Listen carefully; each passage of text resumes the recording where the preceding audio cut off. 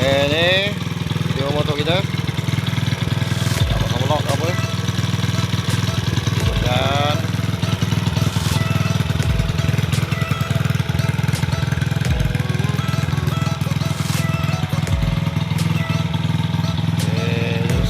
sabarlah ayo. Okey, like.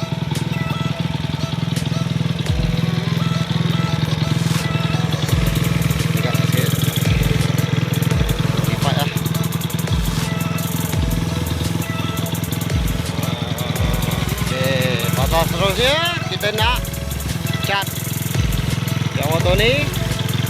Saya lagi cantik lagi lah. Okey, ni pasal kita hidupkan dulu motor. Hidupkan motor dulu. Kasi motor ni hidup, barulah boleh kita ngecat.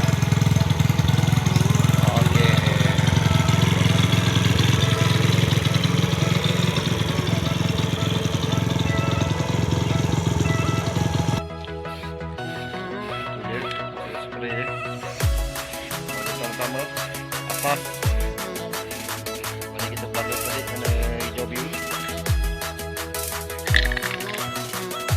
Okey, ini kalau body baru kita. Cubcross. Itu belum lagi lah, jangan gosok lagi.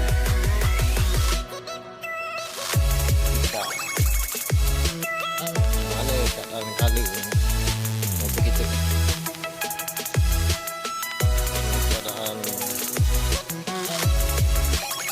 Baru je.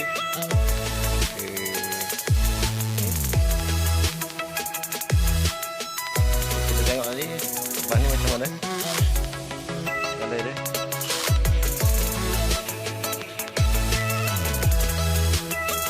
Body belum, baru satu lapis. Kita akan buat 3 lapis. Color naik.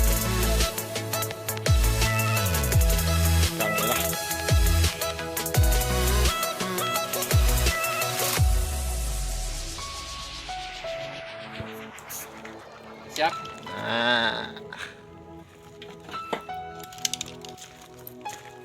Okey. Satu barang yang kita dah di store balik.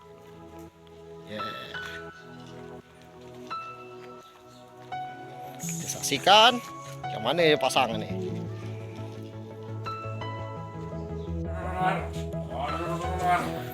Keadaan motor belum habis lagi cat.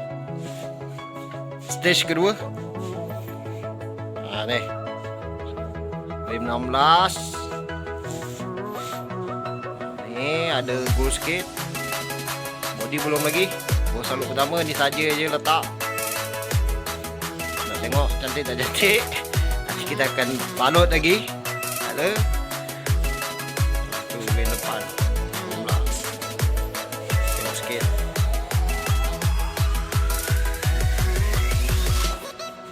Ni abaikan punya ni apa ya. Abaikan sebab ni saja je nak testing. Abaikan. Ni kita akan tukar lah. Itu logo lama. Tekan tutup sikit nanti.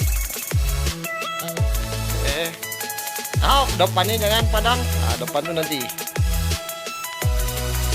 Kita tunjukkan yang belah belakang saja ya.